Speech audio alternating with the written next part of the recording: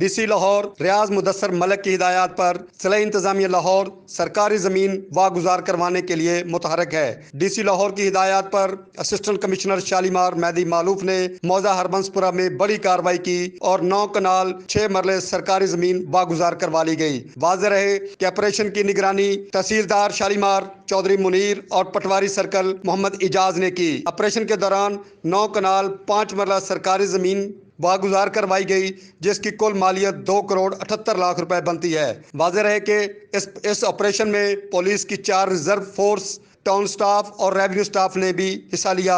Operation کے حوالے سے اسسٹنٹ کمشنر شالیمار مہدی معلوف کا کہنا تھا کہ آپریشن مدثر ریاض ملک ڈی سی لاہور کی ہدایات پر کیا گیا ہے اور ان کے احکامات ہیں کہ سرکاری زمین کو ہر صورت میں واگزار کروایا جائے۔ جو کوئی لینڈ مافیا یا قبضہ مافیا کسی بھی جگہ پہ سرکاری زمین پر پلاٹ پر قبضہ کرے گا، اس کے خلاف بھرپور کارروائی کی جائے گی۔ غضنفر امان، لاہور 24 نیوز، لاہور۔